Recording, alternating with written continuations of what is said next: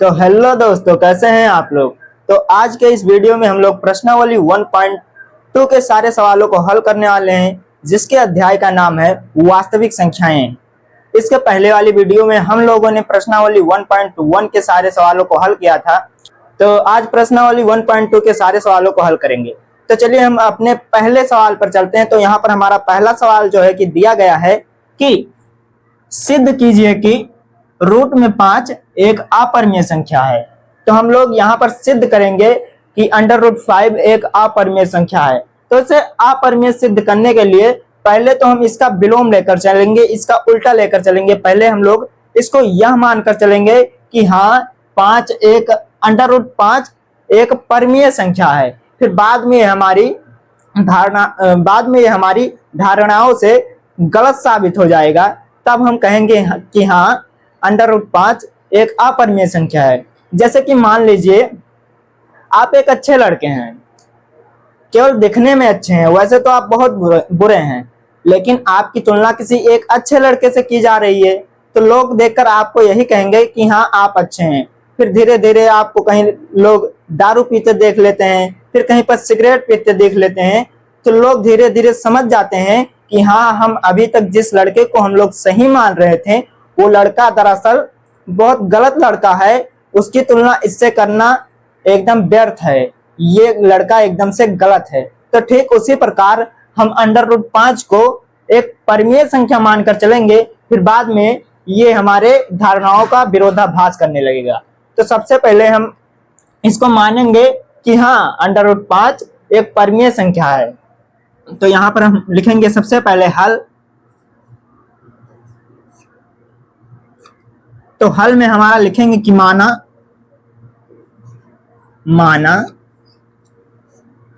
Root में 5 एक परिमेय संख्या है। क्या है? परिमेय संख्या है। परिमेय संख्या है। तो जब हम इन लोगों को जब हम इसको परिमेय संख्या मान लिए हैं, तो यहाँ पर हमारा √5 बराबर हो जाएगा, √5 बराबर हो जाएगा P/Q।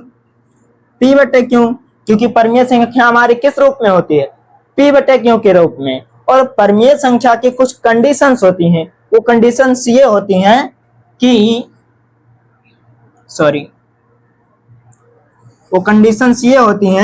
कि ये जो Q है ये हमारा ≠ 0 होना चाहिए। यानी कि Q हमारा कभी भी जो बटे में हमारा होता है वो कभी भी 0 के बराबर नहीं होना चाहिए। उसके बाद दूसरी कंडीशन क्या होती है कि ये जो P/Q है, ये दोनों संख्याएं हैं, ये पूर्णांक होनी चाहिए। क्या होनी चाहिए? पूर्णांक होनी चाहिए। तो यहां पर हम लोग लिखेंगे कि P और Q पूर्णांक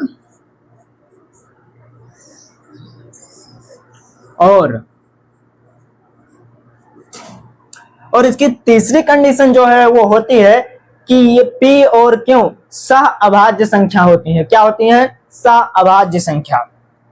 P और Q सहअभाज्य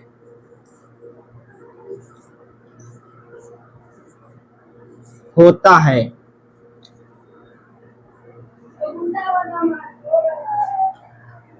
तो अब आप लोग सोच रहे होंगे कि ये सहअभाज्य संख्या क्या होती है। तो दोस्तों, सहअभाज्य संख्या वह होती है जिसका HCF केवल और केवल 1 होता है। जैसे मान लीजिए एक है हमारा, 1 है और 2 है, तो 1 को हम 1 × 1 लिख सकते हैं ना। उसके बाद 2 है तो 2 को भी हम 2 × 1 लिख सकते हैं। और HCF निकालना हमने आपको अगली वीडियो में बताया है। उसके बाद जो बेसिक नॉलेज थी हमारी वास्तविक संख्याओं के बारे में, उस वीडियो में भी हमने आपको विस्तार से बताया है कि HCF कैसे निकालते हैं। तो HCF निकालने के लिए हमारा जो दोनों संख्याओं में कॉमन होता है वही हमारा HCF हो जाता है। तो यहाँ पर HCF हमारा जो है वो हो जाएगा 1। तो यहाँ पर सहअभाज्य संख्या कुछ नहीं होता है, वह केवल दो संख्याओं का HCF होता है जिसका मान केवल और केवल 1 होता है। तो आशा करते हैं आप लोग को समझ में आ गया होगा कि सह अभाज्य संख्या क्या होता है। तो इसको पहले मिटा देते हैं। तो यहां पर हमने मान लिया कि रूट में 5 हमारा p अपॉन क्यू के बराबर है, क्योंकि हमारी परमीय संख्याएं कैसे लिखी जाती हैं, p अपॉन क्यू के रूप में। तो यहाँ पर हम इसके बटे में 1 लिख सकते हैं, बिल्कुल लिख सकते हैं, क्योंकि इसके अगल बगल चारों ओर भूत की तरह एक हमारा इसके अगल बगल रहता है। तो जब 1 लिख सकते हैं तो यहाँ को हम इसको अगर हल करेंगे आगे तो यहाँ पर देखेंगे तो हमारा हो जाएगा रूट में 5 इंटू क्यू बराबर p। इतना कर देंगे। फिर इतना करने के बाद आप लोग इन दोनों का क्या कर देंगे, वर्ग कर देंगे। इसके बाद लिखेंगे कि दोनों पक्षों का वर्ग करने पर इन दोनों का हम लोग क्या करेंगे, वर्ग कर देंगे। तो लिखेंगे दोनों पक्षों का वर्ग करने पर। तो हम यहां पर दोनों पक्षों का वर्ग करेंगे तो यहां पर हो जाएगा रूट 5 इंटू क्यू, इसका वर्ग कर देंगे। फिर बराबर में जो दूसरे पक्ष में है उसका भी वर्ग कर देंगे, तो यहाँ पर p का वर्ग हो जाएगा। तो उसके बाद जब हम इसे सॉल्व करेंगे तो अंडर रूट 5 क्या हो जाएगा, ये हो जाएगा 5, इसका वर्ग करेंगे 5 हो जाएगा, और क्यू का वर्ग करेंगे तो यहाँ पर हो जाएगा क्यू स्क्वायर, और p स्क्वायर वैसे का वैसे रह जाएगा। तो यहाँ पर आप लोग सोच रहे होंगे कि अंडर रूट 5 का वर्ग करने पर 5 कैसे आ गया। तो यहाँ पर अंडर रूट 5 का मतलब होता है, अंडर रूट 5 का मतलब होता है कि ये जो 5 है इसकी घात लगी हुई है, इसकी घात लगी हुई है 1/2, और यहाँ पर इंटू में हमने 2 लगा दिया है, इसका होल स्क्वायर यहाँ पर लगा है, तो इसका मतलब गुणे में 2 है। तो यहाँ पर 2 से 2 जो कट जाएगा तो क्या बचेगा, हमारा 5 ही तो बचेगा। तो इस वजह से यहाँ पर 5 क्यू स्क्वायर बराबर p स्क्वायर हो गया। तो यहाँ पर 5 को उधर भेजेंगे तो देखते हैं क्या आता है। तो क्यू स्क्वायर बराबर आ जाएगा हमारा p स्क्वायर बटे Q square, sorry Q square नहीं होगा, यहाँ पर हो जाएगा 5, इतना आ गया। तो यहाँ पर आप लोग देख रहे हैं ये जो 5 है ये p स्क्वायर में भाग दे रहा है। तो यहाँ पर हम अब लिखेंगे कि चूंकि p स्क्वायर 5 से विभाजित है, क्या लिखेंगे, p स्क्वायर 5 से विभाजित है, तो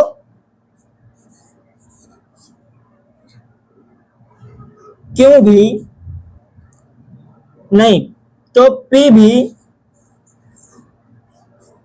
5 से विभाजित होगा। क्या होगा, p भी 5 से विभाजित होगा।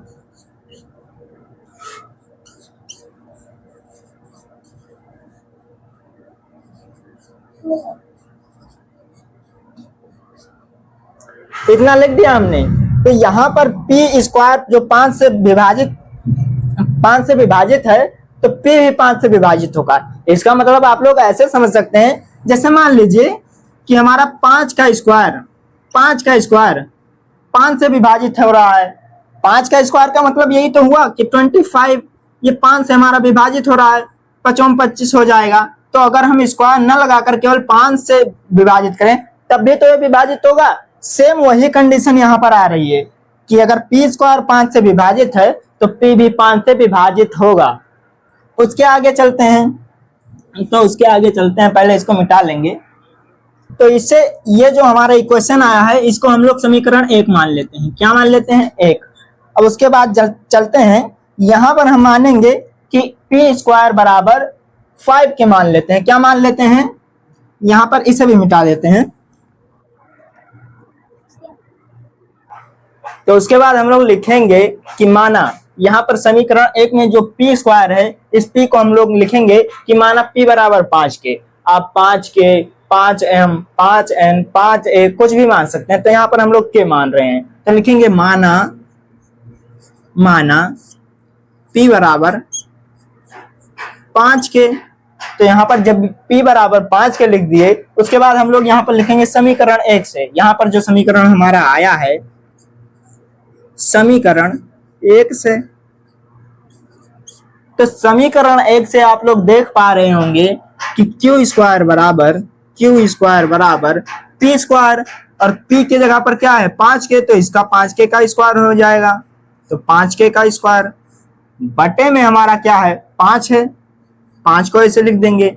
अब और आगे हल करेंगे तो ये हो जाएगा क्यू स्क्वायर बराबर 25k स्क्वायर बटे में 5, इतना हो गया। अब इसे 5 से आप लोग काट दीजिए, 5 25, तो क्यू स्क्वायर बराबर हो जाएगा 5k स्क्वायर, 5 को इधर भेज दीजिए, तो k स्क्वायर बराबर हो जाएगा यहाँ पर क्यू स्क्वायर बटे में 5। इसे आप लोग मान लीजिए समीकरण 2। क्या मानेंगे, मान लेंगे ये समीकरण हमारा 2 है। तो यहाँ पर भी वही बातें लिखेंगे कि जो क्यू स्क्वायर है वो 5 से विभाजित है, तो क्यू भी हमारा क्या होगा 5 से विभाजित होगा। अरे भाई, जब यहाँ पर 5 जो है क्यू स्क्वायर में भाग दे रहा है, तो क्यू में भी तो भाग देगा। तो यहाँ पर लिखेंगे चूंकि क्यू स्क्वायर 5 से विभाजित है, 5 से विभाजित है,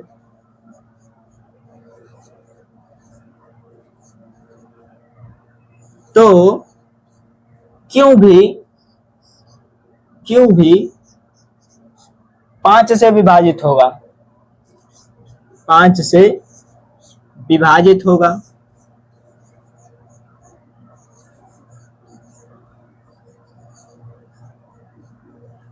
आया इतना समझ में। उसके बाद और आगे चलते हैं, तो और आगे चलेंगे, यहाँ पर हम लोग देखेंगे, यहाँ पर समीकरण लिखेंगे चूंकि समीकरण 1 और 2 में आप लोग देख पा रहे होंगे कि यहाँ पर इनका एचसीएफ जो है वो 1 के बराबर नहीं है, क्योंकि ये दोनों संख्याएं 5 से विभाजित हो रही हैं। क्योंकि शुरू में हमने आपको बताया था कि अगर इनका एचसीएफ 1 हो जाएगा तो परमीय संख्या होगी और p और q पूर्णांक होना चाहिए। तो यहाँ पर जो है इनका एचसीएफ 1 नहीं है, एचसीएफ नहीं बराबर है 1 के। तो जब एचसीएफ 1 के बराबर नहीं है, तो इसका मतलब यह हुआ कि रूट में 5 हमारा जो है कि एक परमीय संख्या नहीं है। तो लिखेंगे इससे सिद्ध होता है कि इससे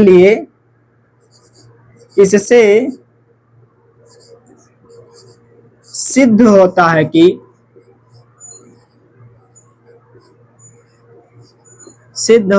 कि रूट का 5 एक अपरिमेय संख्या है, अपरिमेय संख्या है। आया इतना समझ में। यहाँ पर हमें कुछ नहीं करना था, यहाँ पर जो हमने कंडीशन दी थी कि हाँ जो हमारी परमीय संख्या होती है वो p और q के बराबर होती है, p बटे q के बराबर होते हैं, जहां पर q नॉट इक्वल टू हमारा 0 होता है और p और q हमारा पूर्णांक होना चाहिए, और उसके बाद इन दोनों संख्याओं का जो है एचसीएफ 1 के बराबर होना चाहिए। तो उसके बाद चलते हैं अगले सवाल पर। तो यहाँ पर जो हमारा अगला सवाल है, जो दूसरा सवाल है, उसमें हमको कहा जा रहा है कि सिद्ध कीजिए कि 3 + 2√5 एक अपरिमेय संख्या है। तो इसमें भी हम ऐसे मानेंगे, इसको मान लेंगे कि हाँ भाई ये इतना बराबर परमीय संख्या के बराबर है। तो यहाँ पर लिखेंगे कि माना, पहले हल लिखेंगे, तो यहाँ पर लिखेंगे माना, क्या लिखेंगे, माना 3 +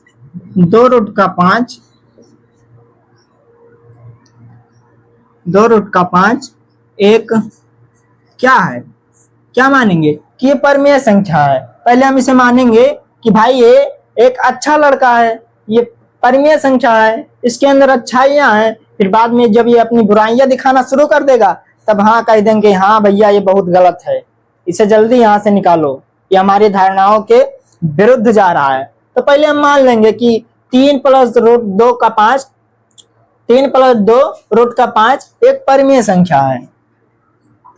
क्या है? परमीय संख्या है, परमीय संख्या है।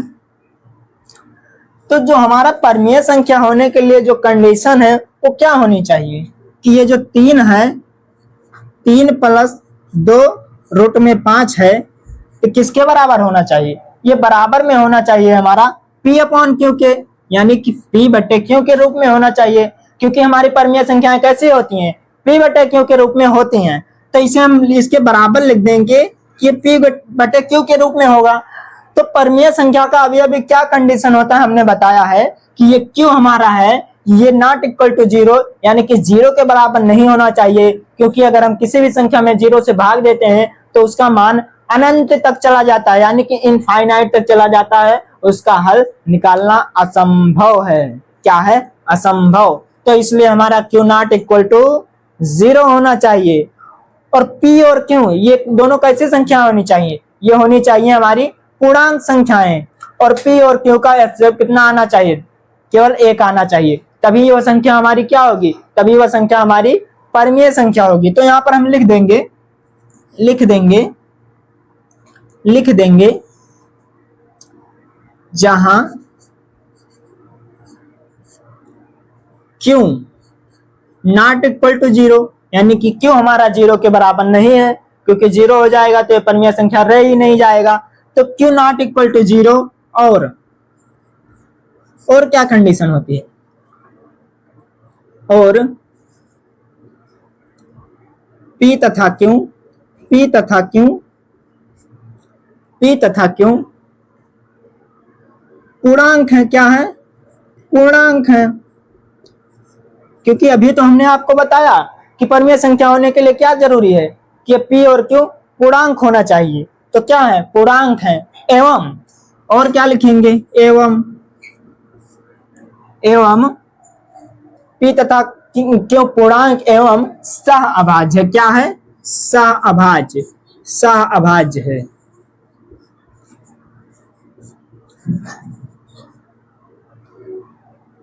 क्या लिखेंगे? सहअभाज्य।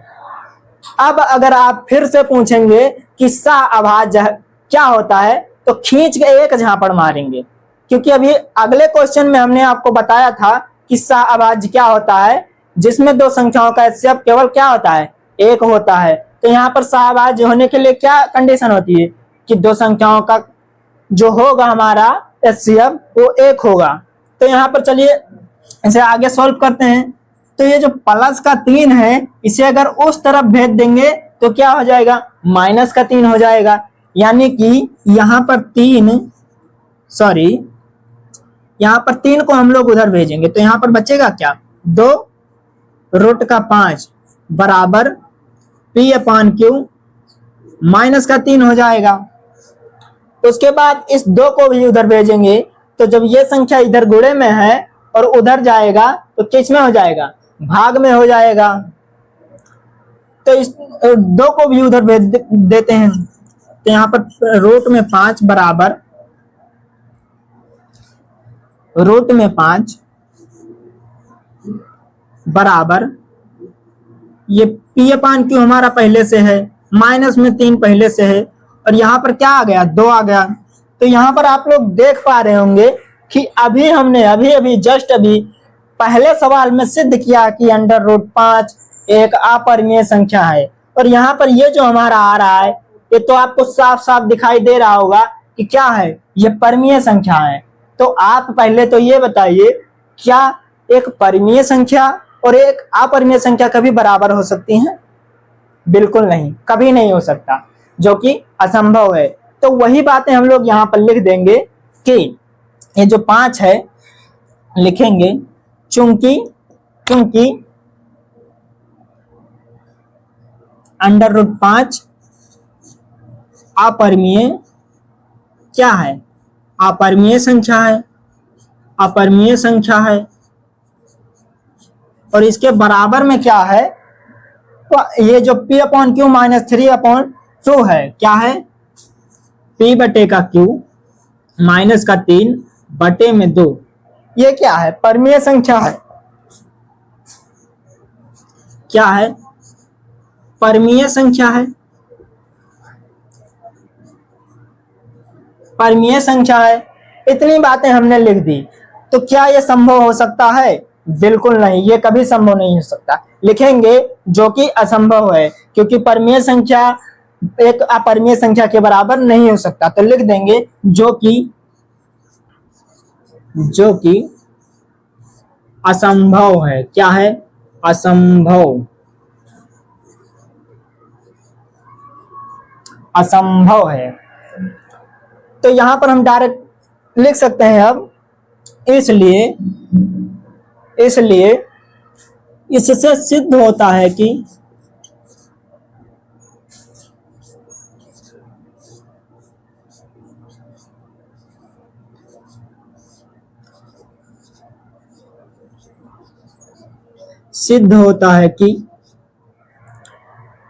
इससे सिद्ध होता है कि 3 + 2 रूट का 5 एक अपरिमेय संख्या है। 3 + 2 रूट का 5 एक अपरिमेय संख्या है।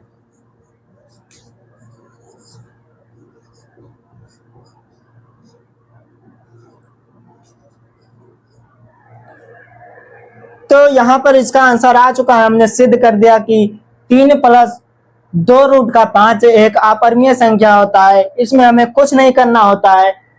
सबसे पहले जो हमारी संख्या दी होती है अपरिमेय संख्या, उसे हम परिमेय के बराबर में मान लेते हैं, और जब हम उसे हल करते हैं उसके नियमों के अनुसार, तो बाद में वो उसका विरोधाभास करने लगता है, और उससे हम लिख देते हैं कि हाँ भाई, ये हमारी अपरिमेय संख्या है, परिमेय संख्याओं का पालन नहीं कर रहा है। इसके बाद हम लोग चलते हैं अगले सवाल पर। तो यहाँ पर जो हमारा अगला सवाल है, उसमें कहा जा रहा है कि सिद्ध कीजिए कि निम्नलिखित संख्याएं अपरिमेय हैं। तो यहाँ पर जो हमारा पहला सवाल है वो है कि 1/√2 क्या है। पहला सवाल है हमारा 1/√2।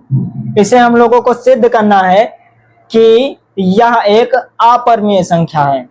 तो चलिए वही सारी बातें इसमें भी लिखते हैं। पहले लिखेंगे हल।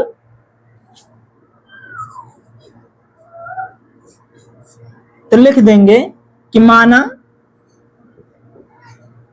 लेंगे भाई कि हमारा परिमेय संख्या के बराबर है, फिर ये हमारी धारणाओं का विरोधाभास करेगा। फिर हम कह देंगे कि 1/√2 क्या है, अपरिमेय संख्या है। तो पहले हम मानेंगे, माना 1/√2 एक परिमेय संख्या है।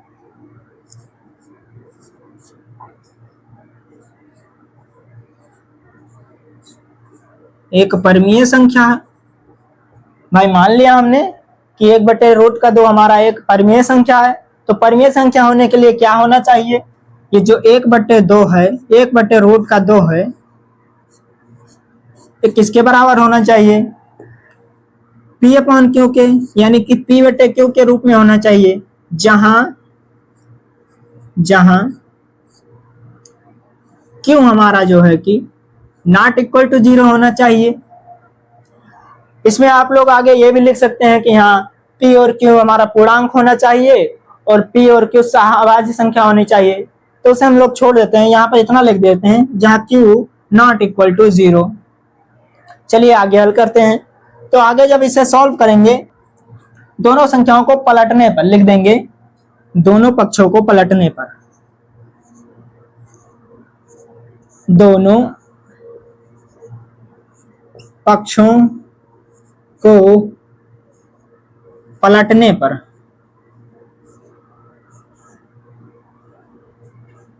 उलटने पर जो आप समझ जाएं, तो यहाँ पर लिख देंगे दोनों पक्षों को पलटने पर। तो जब हम दोनों संख्याओं को पलट देंगे तो यहाँ पर √2 हो जाएगा और बराबर में Q/P हो जाएगा।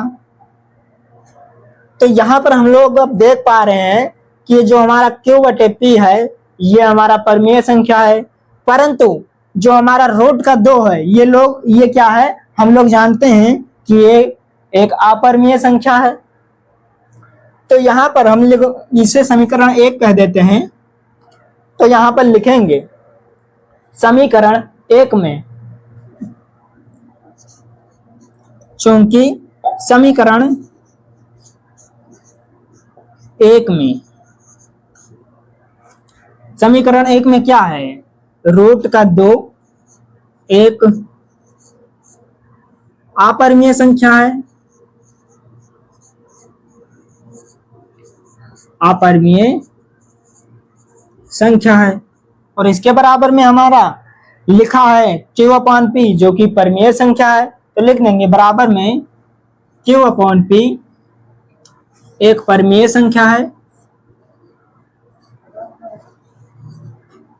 क्या है, परिमेय संख्या है।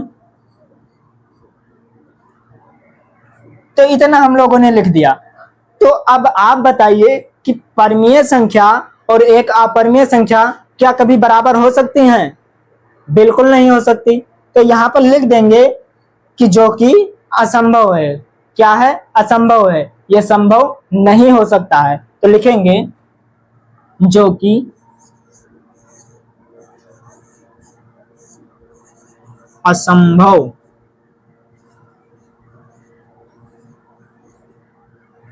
असंभव है।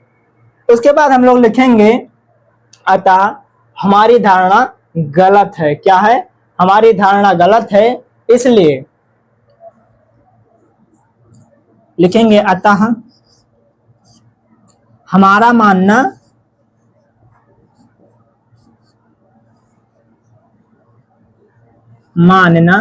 गलत है, इसलिए 1/√2 1/√2 एक अपरिमेय संख्या है।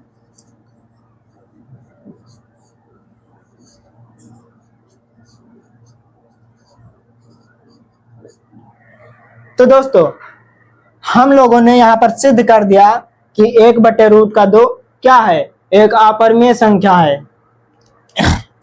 तो यहाँ पर सवालों को देखकर आपको डरना नहीं है, बस केवल थोड़ा सा दिमाग लगाना है, और ये सब सवाल बहुत ही आसान होते हैं। तो इसके बाद चलिए चलते हैं अगले सवाल पर। उसके बाद जो हमारा दूसरा सवाल है, तीसरे का जो हमारा दूसरा सवाल है, उसमें भी यही कहा जा रहा है कि सिद्ध कीजिए कि निम्नलिखित संख्याएं अपरिमेय हैं। तो यहाँ पर हमने पहला हल कर लिया है। तो दूसरा हमारा जो सवाल है, दूसरे में क्या, कौन सी संख्या है? इसमें कहा जा रहा है कि 7√5, क्या 7√5। यहाँ पर जो दूसरा सवाल है इसमें कहा गया है 7√5। इसे हम लोगों को हल करना है और सिद्ध करना है कि अपरिमेय संख्या है। तो वही बातें वही सारी लिख देंगे हल में। माना 7√5 एक परिमेय संख्या है, 7√5 एक परिमेय संख्या है। तो परिमेय संख्या है तो यहाँ पर इसका मतलब कि 7√5 ये बराबर किसके हो जाएगा? P/Q के रूप में हो जाएगा, जहां क्यों नॉट इक्वल टू 0, क्यों हमारा 0 के बराबर नहीं है, क्यों नहीं है 0 के बराबर। तो यहाँ पर क्यों 0 के बराबर नहीं है, इसका मतलब ये परिमेय संख्या है। तो यहाँ पर हम लोगों को 7 को उधर भेजना है, तो यहाँ पर 7 को उधर भेज देते हैं। यहाँ पर अगर गुणे में है तो वहां पर क्या जाएगा? बटे में चला जाएगा। तो यहाँ पर लिख देंगे √5 बराबर P/Q। क्यों हमारा पहले से है, उसमें 7 का गुणा हो जाएगा, तो यहाँ पर 7 हो जाएगा। तो इसे हम लोग मान सकते हैं समीकरण 1, बिल्कुल मान सकते हैं समीकरण 1। तो यहाँ पर समीकरण लिखेंगे समीकरण 1 से। यहाँ पर देखकर आप लोग घबराइएगा मत। यहाँ पर आप जो जितना चाहें जितना भर भर कर लिख सकते हैं, वैसे ज्यादा लिखने की जरूरत नहीं है। ज्यादा दिमाग आप लोग बोर्ड पेपर में लगाइएगा और जितने अच्छे से हो सके जितने अच्छे से लिखिएगा। बस आप लोगों को क्या करना है, अपने समय का ध्यान रखते हुए सवालों को हल करना है और थोड़ा स्पीड में चलना हो। इसलिए तो यहाँ पर हम लिखेंगे समीकरण 1 से, समीकरण 1 से, समीकरण 1 से हम लोग क्या देख रहे हैं कि अपरिमेय संख्या 7, यहाँ पे लिखेंगे रूट का 5, रूट का 5 एक क्या है, एक अपरिमेय संख्या है, लिख देंगे एक अपरिमेय संख्या है,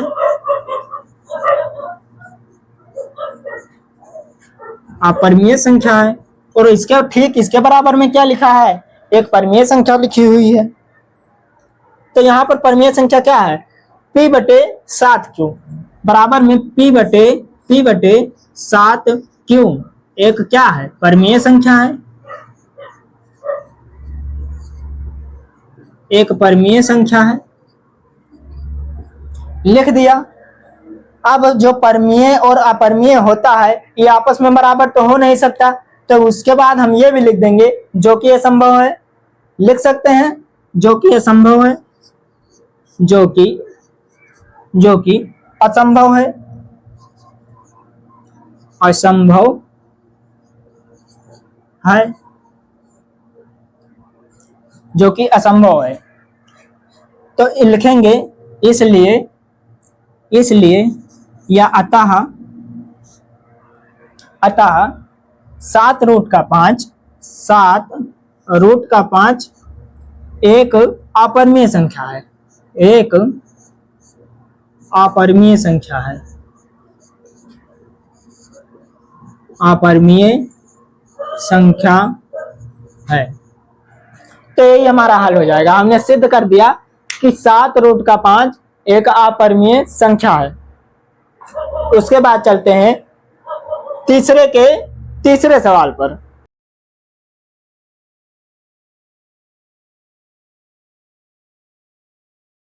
उसके बाद जो हमारा तीसरा सवाल है उसमें क्या कहा जा रहा है, तो तीसरे सवाल में हमारा है 6 प्लस रूट का 2, 6 प्लस रूट का 2। तो फिर वही सारी बातें लिखेंगे कि हाँ भाई हमने माना कि 6 प्लस रूट का 2 क्या है, एक परिमेय संख्या है, 6 प्लस रूट का 2 क्या है, एक परिमेय संख्या है। तो परिमेय संख्या है इसलिए 6 प्लस रूट का 2 बराबर p बटे q के रूप में हो जाएगा, जहां हमारा q नहीं बराबर है 0 के, ये लिख देंगे। तो q नहीं बराबर है 0 के, यहाँ पर जो 6 प्लस में इसको उस तरफ भेज देंगे, तो यहाँ पर रूट का 2 हमारा हो जाएगा p बटे q माइनस का 6। तो यहाँ पर समीकरण इसको 1 मानेंगे, फिर वही सारी बातें लिख देंगे कि समीकरण 1 से रूट 2 एक अपरिमेय संख्या है,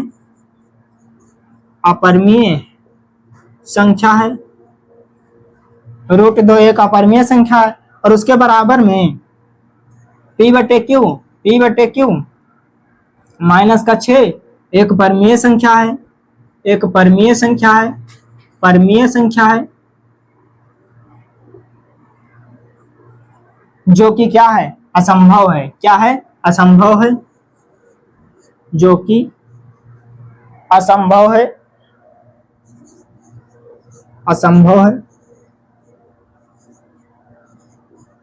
जो कि असंभव है। अतः लिख देंगे अतः 6 प्लस रूट का 2 एक अपरिमेय संख्या है, अतः 6 प्लस रूट का 2 एक अपरिमेय